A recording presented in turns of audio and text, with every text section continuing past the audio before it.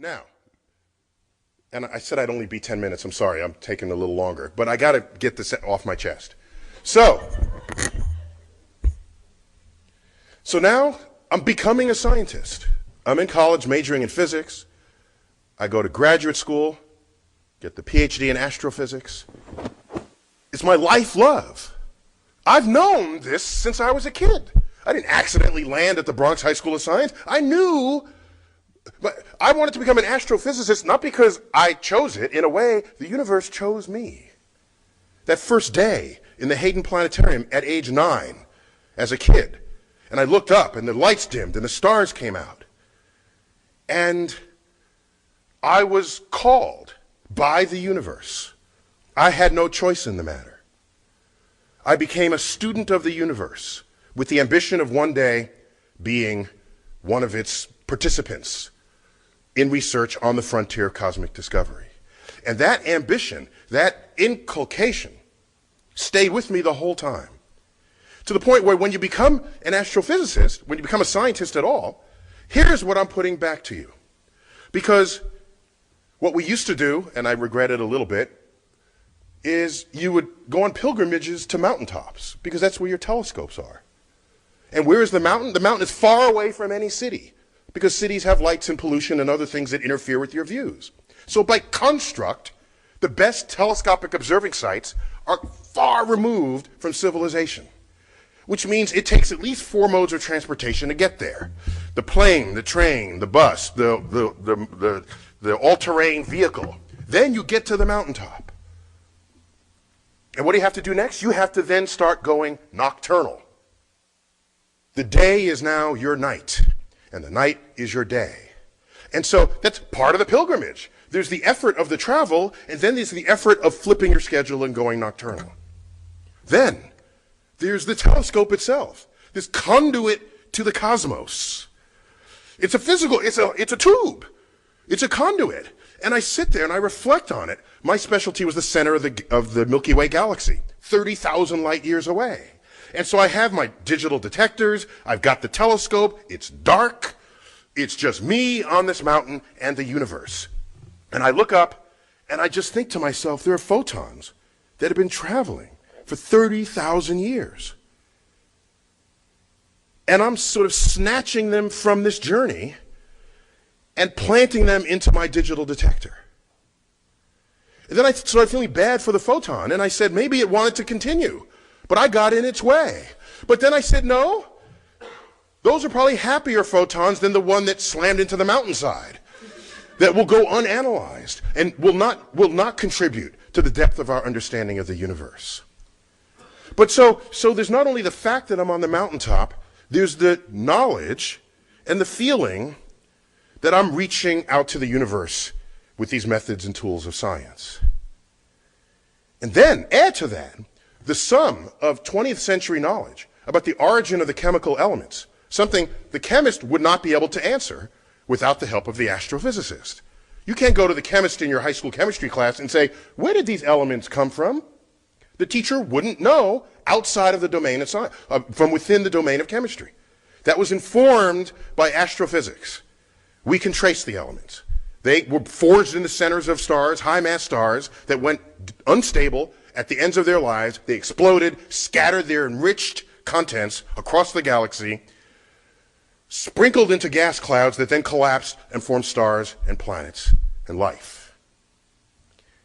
And so these ideas, these cosmic perspectives, this pilgrimage to the cosmos, there are people who say, this makes me feel small, because I need to see the immensity of the cosmos. And I say, no, you're not thinking about it the right way. By the way, when we opened our facility, I got a letter from a psychologist from the University of Pennsylvania.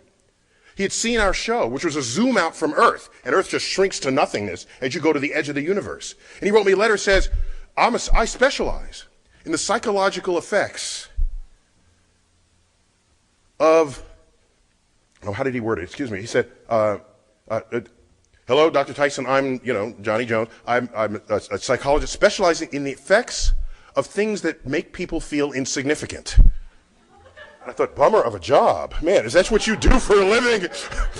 And he said, needless to say, your show was the greatest elicitor of feelings of smallness I have ever seen. Will you allow me to conduct a survey on the people who visit your show?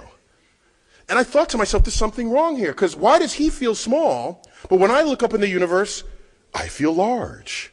Then I realized the problem was his ego was too large to begin with. He came to the problem thinking too highly of who and what he was to begin with.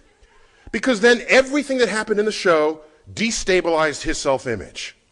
Whereas I know that the molecules in my body are traceable to phenomena in the cosmos. And it's our 15 pounds of gray matter that figured this out. There's a kinship with the cosmos that resonates deeply with New Age thinking, but I'm not apologetic about that. It's what we find. If whatever we find resonates with whoever, go ahead, take it. But what I want to know is, we're in one of the greatest centers of neurophysiology. I want somebody to put electrodes on my head. And when I reflect on our kinship with the cosmos, when I do the calculation that shows that a 15-ton meteorite that we have in the center of the Rose Center for Earth and Space, it's an iron meteorite. When I do the calculation that shows that if you take all of the iron from the hemoglobin of the people in the tri-state area of New York City, you can recover that much iron out of their blood and realize that the iron from that meteorite and the iron from your blood has common origin in the core of a star. Tell me what part of my brain is lighting up, because that excites me. That makes me want to grab people in the street and say, have you heard this? That it's not simply, as Carl Sagan said, we are star stuff, but there's a more poetic and I think more accurate way to say it. It's quite literally true that we are stardust. In the highest exalted way one can use that phrase.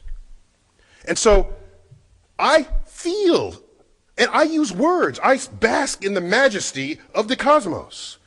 I use words, compose sentences that sound like the sentences I hear out of people who had revelations of Jesus, who go on their pilgrimages to Mecca.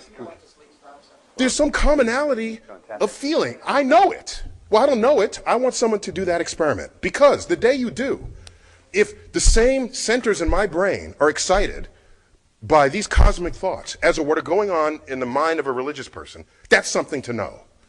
That's going to be really interesting finding.